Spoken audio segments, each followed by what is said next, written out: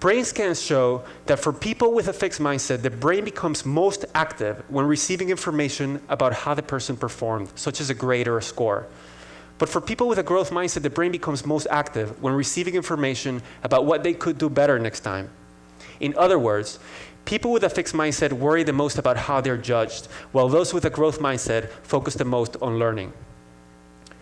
There are other consequences of mindset. People with a fixed mindset see effort as a bad thing, something that only people with low capabilities need, while those with a growth mindset see effort as what makes us smart, as the way to grow. And when they hit a setback or failure, people with a fixed mindset tend to conclude that they're incapable. So to protect their ego, they lose interest or withdraw. We observe that as lack of motivation, but behind it is a fixed mindset. Whereas people with a growth mindset understand that setbacks are part of growth. So when they hit one, they find a way around it, like Josh Waitzkin did when he lost in chess or in martial arts. Research clearly shows these effects of mindset. In one study that Dr. Dweck did with Dr. Claudia Mueller, they had children do a set of puzzles. And then they praised the kids. To some of the kids, they said, wow, that's a really good score. You must be smart at this. That's fixed mindset praise because it portrays intelligence or abilities as a fixed quality. To other kids, they said, wow, that's a really good score. You must have tried really hard. That's growth mindset praise because it focuses on the process. Then they asked the kids, okay, what kind of puzzle would you like to do next? An easy one or a hard one?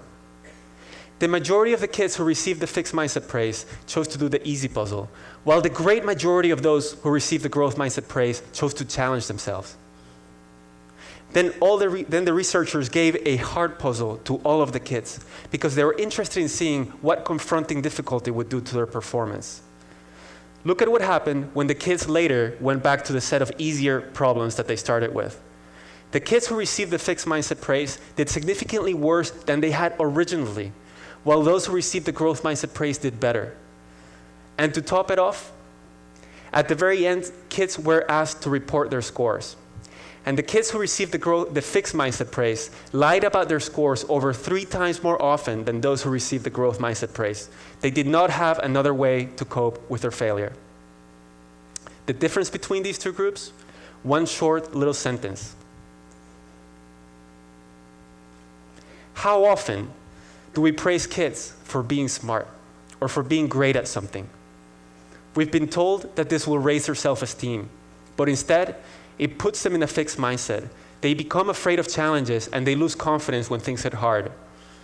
As Josh Waitzkin says, it is incredibly important for parents to make their feedback process related, as opposed to praising or criticizing talent. If we win because we're a winner, then when we lose, it must make us a loser.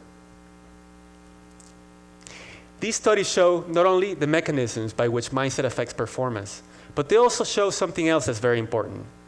They show that we can change mindsets. And that's important because most of us have fixed mindsets about something.